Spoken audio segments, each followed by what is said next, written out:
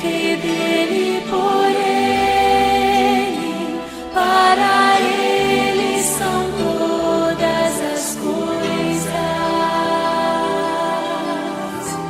Porque dele, por ele, para ele são todas as coisas. A ele a glória.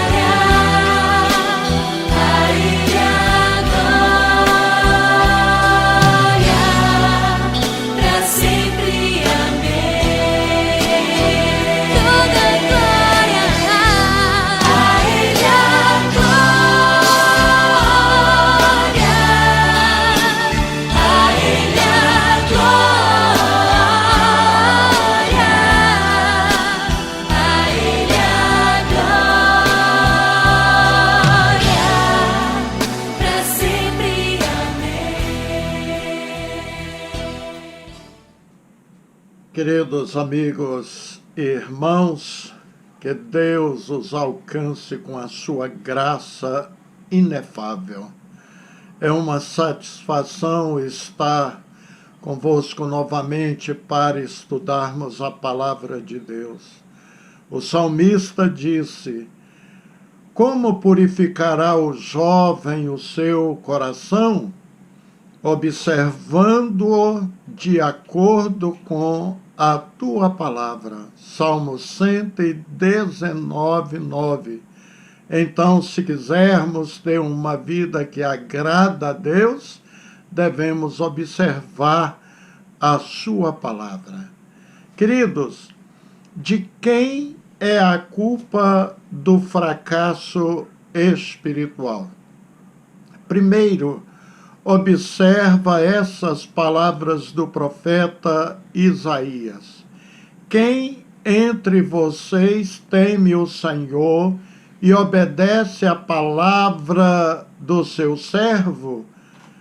Que aquele que anda no escuro, que não tem luz alguma, confia no nome do Senhor e dependa de seu Deus.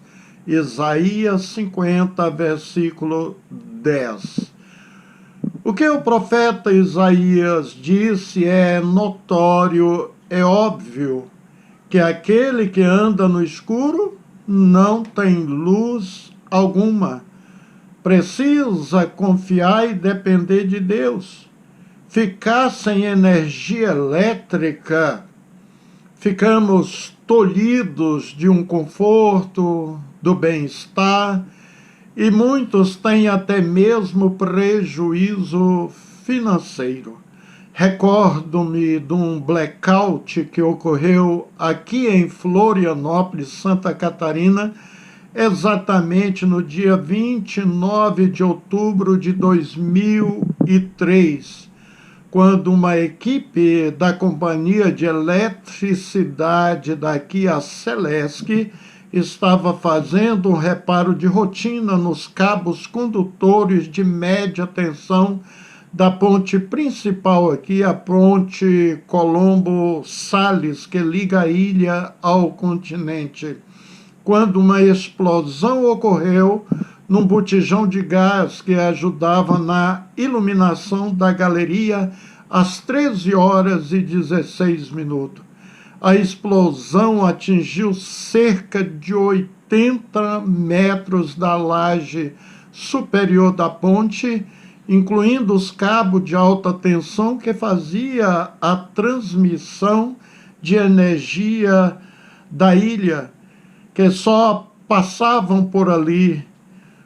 2 dos funcionários que faziam o reparo se jogaram no mar e outros 3 conseguiram escapar às pressas. Felizmente, todos sobreviveram. Esta explosão acabou danificando até mesmo o asfalto e a ponte.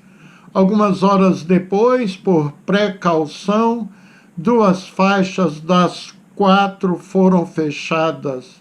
E durante o blackout, Florianópolis estava recebendo 2 importantes eventos aqui, me recordo.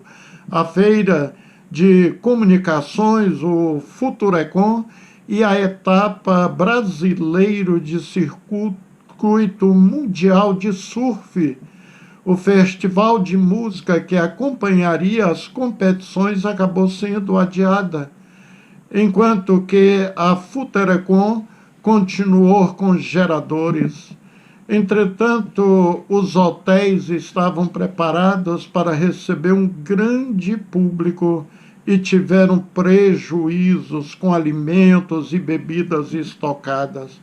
Pelos dias sem energia e movimento na cidade, a população ficou também sem água e os comerciantes amargaram prejuízo enorme com perdas de bens perecíveis.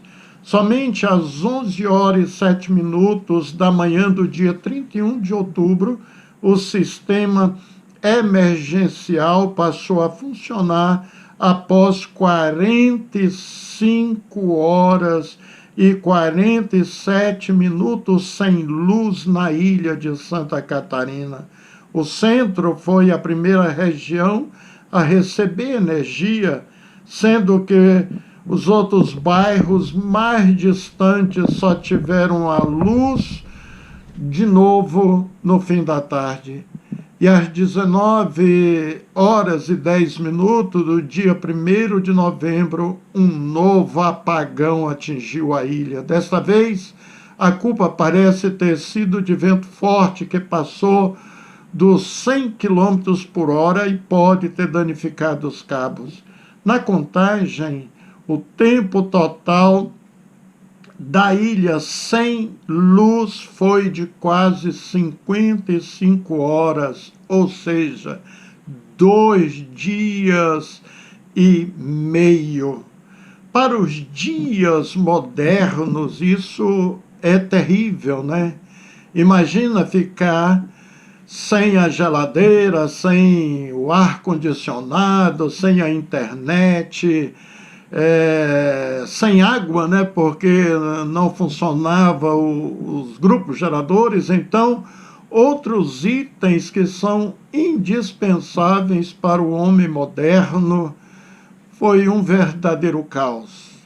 No campo espiritual, quando nossa vida parece escura e não podemos ver através da escuridão, não tem a outro a recorrer a não ser Deus mesmo. Por isso, queridos irmãos e amigos, ficar sem luz divina, a luz de Deus não dá. É algo insustentável, não é mesmo? Não consigo entender como uma pessoa se desvia, deixa o caminho de Deus depois de experimentado o seu favor, da sua inaudita graça. Conversando com alguns desses que desviaram, já ouvi diversas justificativas, sendo que um chegou a dizer que estava decepcionado com Deus. Como assim? Eu perguntei. Pois o nosso Deus é bom em todo o tempo. Não há possibilidade de Deus fazer mal a ninguém. Sendo Ele justo, não existe a possibilidade de Ele ser injusto. As misericórdias do Senhor são inesgotáveis e se renova a cada manhã. Jeremias 3, 22, 23, ele deixa isso bem claro. Mas chega um dia que isso não é mais possível, né? Quando a pessoa resolutamente deixa Deus, vira as costas para Deus, deixa de servir Deus. Então a Bíblia deixa bem claro que Deus nunca é injusto. Em seu cântico, poucos dias antes de partir para a eternidade, Moisés disse: Ele é a rocha e as suas obras são perfeitas e todos os seus caminhos são justos. Deus é fiel, que não comete erros, justo e reto é Ele. Deuteronômio 32, versículo 4. Tentar transferir o desvio espiritual a Deus é cometer blasfêmia, é uma insensatez incomensurável. A pessoa vira as costas deliberadamente para Deus e exige o favor divino. Deus não tem compromisso para com os descompromissados com Ele. Observe este cântico de Davi. O Senhor é o meu rochedo e o meu lugar forte, o meu libertador, o meu Deus, a minha fortaleza em quem confio, o meu escudo e força da minha salvação e o meu alto refúgio. Invocarei o nome do Senhor, que é digno de louvor, e ficarei livre dos meus inimigos. Salmo 18, do 2 ao 3. Davi escreveu esses versos no dia em que Deus o livrou de Saul e de todos os seus inimigos. Ele disse que o Senhor é a sua rocha, a sua fortaleza, é o seu libertador, é onde ele se abriga e se esconde, já que ele o protege de todos os seus oponentes e por isso estará sempre em lugar seguro. Davi deixou cristalino que Deus o abençoava porque ele fazia a sua parte, que era viver na obediência e no serviço divino. Sempre Deus terá compromisso conosco, desde que tenhamos com Ele também. Em outro salmo, Davi disse: quem me oferece sua gratidão como sacrifício, honra-me, e eu mostrarei a salvação de Deus ao que anda nos meus caminhos. Salmo 50, 22 ao 23. Andar nos caminhos de Deus exige renúncia do pecado, por exemplo. E isso determina o nosso compromisso com Deus. Um outro exemplo muito bom de favor divino para com quem tem compromisso com Ele é o profeta Eliseu. Sim, diz o texto sagrado de 2 Reis, capítulo 6, do 15 até ao 17, assim: e o servo do homem de Deus se levantou muito cedo e saiu, e eis que um exército tinha cercado a cidade com cavalos e carros. Então seu servo lhe disse: ai, meu senhor, que faremos? E ele disse: não temas, não temas, porque mais são os que estão conosco do que os que estão com eles. E orou Eliseu e disse: Senhor, peço-te que lhe abra os olhos para que veja. E o Senhor abriu os olhos do moço e viu, eis que o monte estava cheio de cavalos e de carros de fogo em redor de Eliseu. Vale dizer que o rei da Síria fazia guerra contra Israel. Ele dava ordens ao seu exército para se movimentar, arrumar um ponto estratégico para a invasão.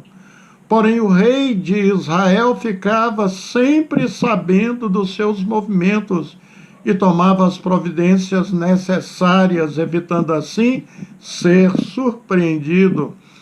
E o rei da Síria ficou muito aborrecido. Estava até mesmo convicto que havia um traidor dentro de suas próprias fileiras, dando as informações dos deslocamentos dos seus homens de guerra. Na realidade, amigos e irmãos, o profeta Eliseu, que se encontrava em Israel, é quem fazia saber ao rei de Israel tudo aquilo que o rei da Síria pretendia fazer, chegando inclusive a dizer que fazia saber até aquilo que era dito em seu quarto de dormir. Isto chamamos de revelação divina. Furioso, o rei sírio procura saber onde se encontra Eliseu. É informado que o profeta se encontra na cidade de Dotã. Então ele envia, diz a Bíblia, um grande exército que chegou à noite e cerca toda a cidade. Pela manhã, o servo de Eliseu, ao acordar e ver toda a cidade cercada por cavalos de combate, cavalos e muitos combatentes, ele fica apavorado e pergunta ao profeta o que deveria fazer. Eliseu então procura acalmá-lo, dizendo para ele não temer, pois eles não estão sozinhos. E ora, pedindo ao Senhor que abra os olhos do seu servo para que ele veja. Então o moço vê que o monte estava cheio de cavalos e carros de fogo. Na verdade, um exército de seres angelicais enviados por Deus. E no versículo 17 nos fala algo tremendo. Está escrito assim, que o exército do Senhor está em volta, não da cidade, mas sim de Eliseu. Ou seja, o Senhor está protegendo o seu profeta. Isso é maravilhoso. O exército se encontra em volta de Eliseu. Por quê? Porque Eliseu possuía um verdadeiro relacionamento com Deus. Ele era íntimo de Deus. Sabia que aquele exército estava ali para matar Eliseu, um exército inteiro. Era impossível escapar se não for a mão de Deus operando em seu favor. O Senhor mostra através de sua palavra toda a sua fidelidade, todo o cuidado, toda a proteção para com seu servo, que ele sabia que estava correndo perigo. Amigos, muitos crentes vivem procrastinando, dando prioridades a uma série de coisas e vão deixando a grande decisão de ter um relacionamento com Deus para segundo plano. É por isso que vemos crentes sem brilho, sem luz na escuridão. Saiba, meu irmão, que é inconcebível uma vida cristã sem que haja um compromisso com Cristo que envolve coração e entrega. Se Deus não for o nosso maior tesouro, não conseguiremos abrir mão de algum prazer transitório para nos dedicarmos a Ele.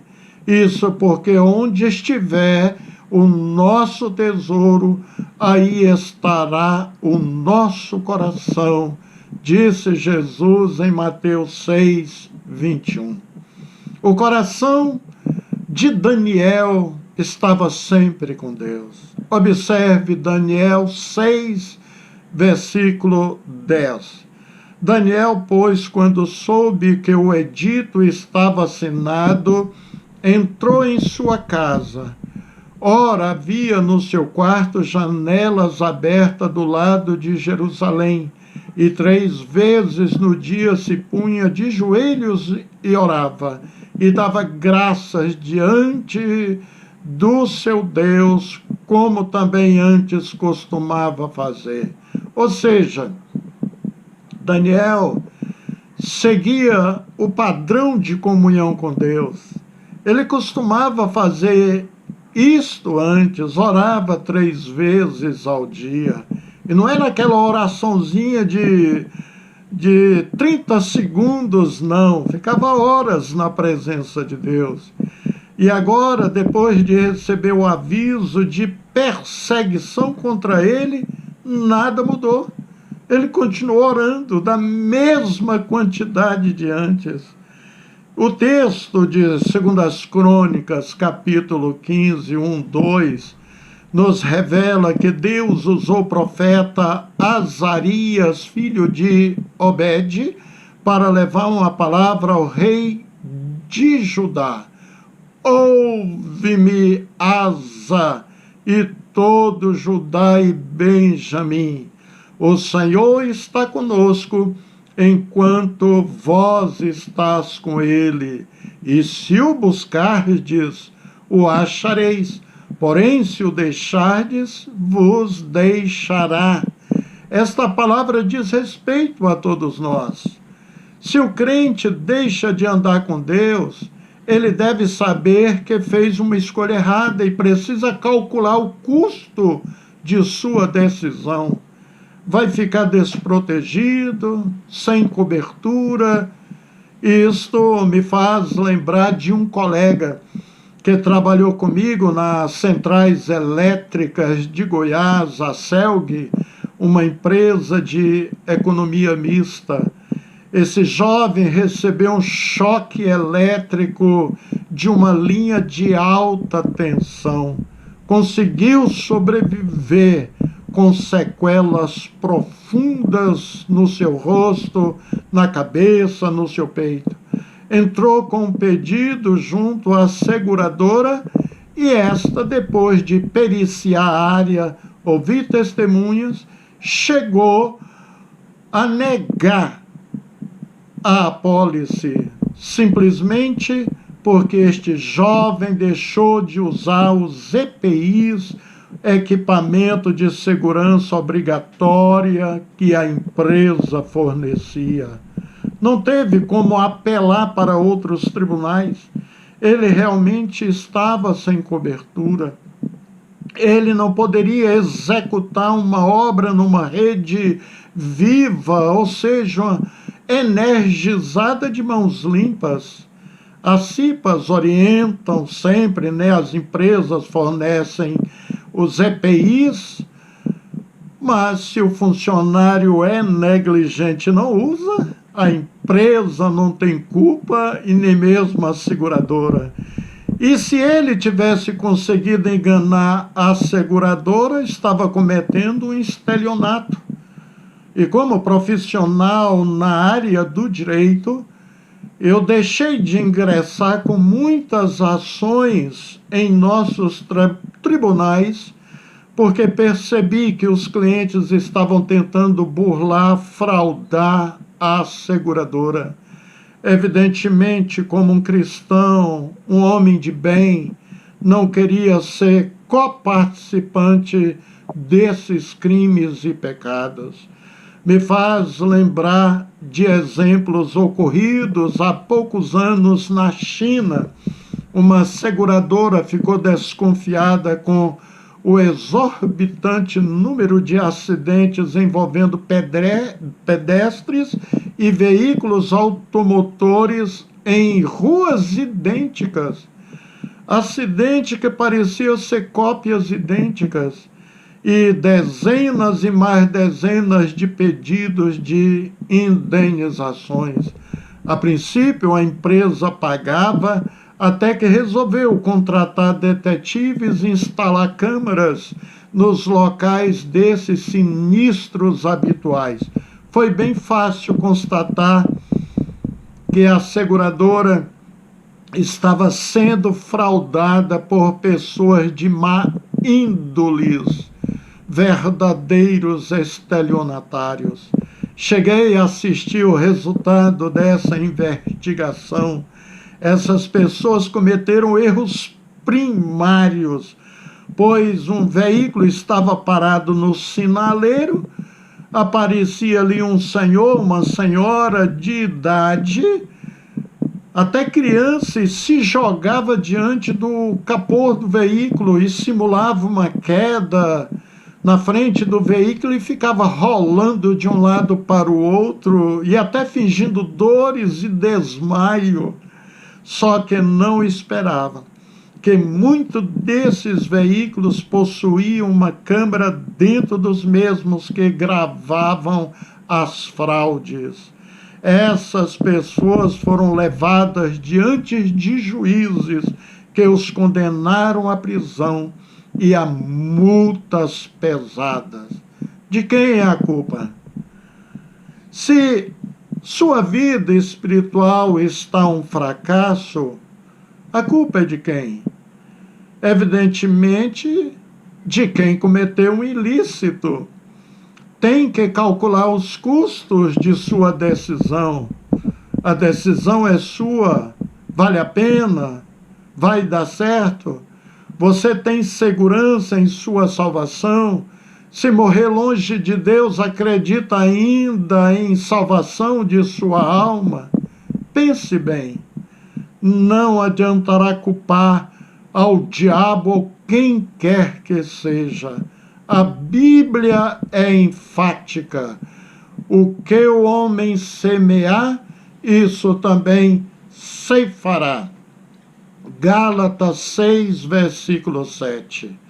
Sabia que Deus deixou explícitos leis, mandamentos que devemos seguir? Temos registrados na Bíblia, portanto, somos inexcusáveis se os cometermos. No seu fracasso espiritual, não adianta transferir a culpa. O certo é admitir: sou o único responsável pela minha decadência espiritual. Perdoa-me, Senhor, e me ajuda a renegar a impiedade, a voltar para os teus braços. E doravante, segui firme nos moldes de Paulo. Já estou crucificado com Cristo e vivo, não mais eu, mas Cristo vive em mim. E a vida que agora vivo na carne, vivo-a pela fé do Filho de Deus, o qual me amou e se entregou a si mesmo por mim. Gálatas 2, versículo 20. Dificilmente vemos um desviado dos caminhos de Deus fazendo uma introspecção e admitindo: eu sou o culpado, o responsável por minha queda espiritual. Sempre aponta para uma série de fatos que os levaram ao desvio. Culpam a Deus, a membros do corpo de Cristo, que é a igreja, culpam parentes, amigos e, por fim, culpam o diabo. Em Provérbios 14, Salomão escreveu: o infiel de coração dos seus próprios caminhos se farta, como do seu próprio proceder o homem de bem. Quando vejo um crente frio, vazio de Deus, sem brilho espiritual, fico pensando comigo: parece que esse indivíduo nunca bebeu da água viva que é Jesus. Lá em João 4,14 diz: aquele, porém, que beber da água que eu lhe der, nunca mais terá sede. Pelo contrário, a água que eu lhe der será uma fonte a jorrar para a vida eterna. O próprio Jesus nos diz que se bebermos de água viva, nunca mais teremos sede, ou seja, não precisaremos mais buscar água na fonte do mundo, né? Mas agora Jesus é a nossa fonte. O apóstolo Pedro escreveu categoricamente a vida de um desviado em uma de suas cartas. Disse assim: se tendo escapado das contaminações do mundo por meio do conhecimento de nosso Senhor e Salvador Jesus Cristo, encontram-se novamente nelas enredados e por elas dominados.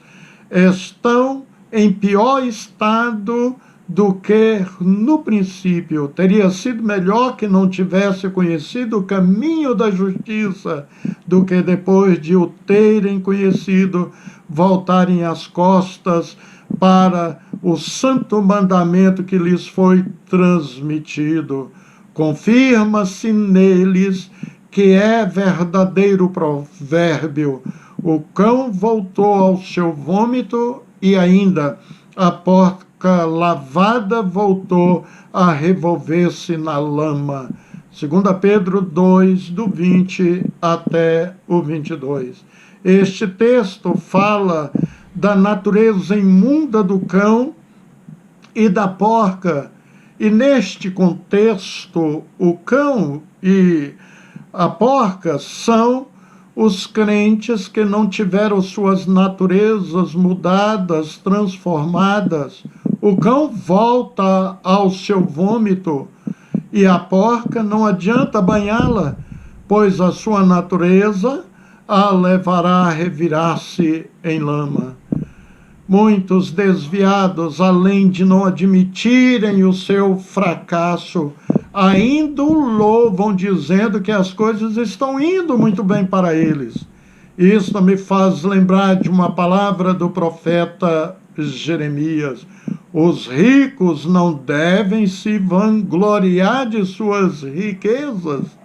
Jeremias 9, 23. Temos de nos lembrar da instrução de Cristo sobre as nossas prioridades. Ajuntai tesouros no céu, onde nem a traça nem a ferrugem consomem, e onde os ladrões não minam e não roubam.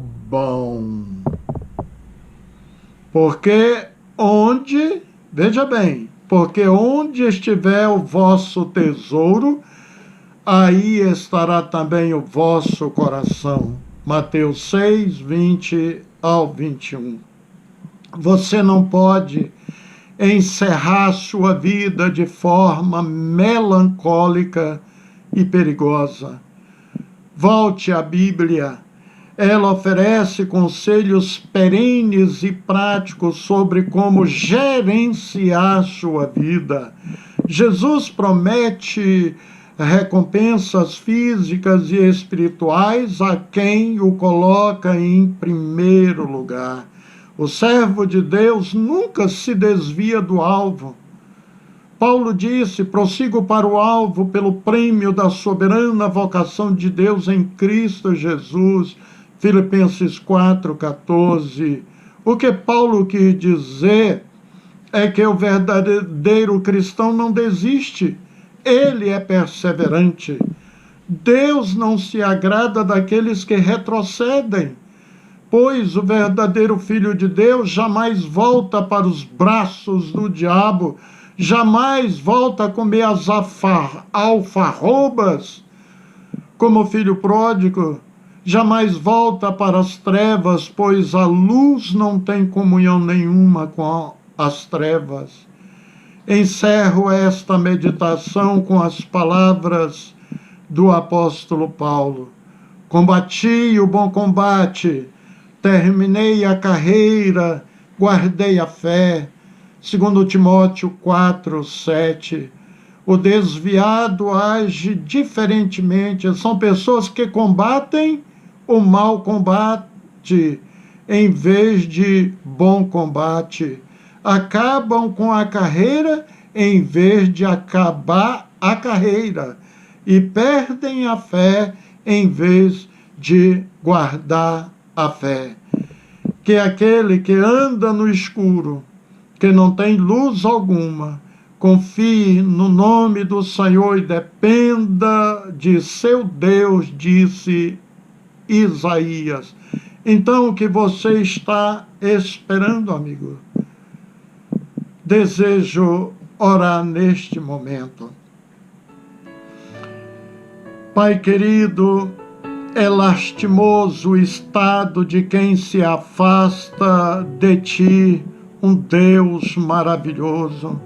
Com certeza, quem te deixa vive numa insegurança tremenda, anda na escuridão, falta-lhe a paz de Cristo que excede a compreensão humana. O Senhor é a nossa luz e a nossa salvação. E, portanto, não justifica alguém andar na escuridão, perder a comunhão com o Senhor. Mas Tu és um Deus clemente, misericordioso, sempre pronto para perdoar e abençoar. Alcance, por favor, Pai querido, essas pessoas que estão debilitadas espiritualmente. Por favor, Senhor, e aproveito o ensejo para rogar em favor das pessoas que sofrem com o advento dessa pandemia. Levanta cientistas com sabedoria para criarem logo esta vacina e podermos ter a liberdade de ir e vir que nos foi tolhida. Por favor, Senhor, nos ajude. Em nome de Jesus Cristo. Amém. Queridos, fiquem na graça, paz e misericórdia divina. Amo os irmãos e vocês são alvo de nossas intercessões diárias aqui em casa.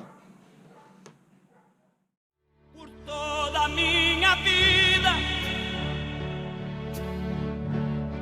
ó Senhor, te louvarei, pois meu fôlego é a tua vida.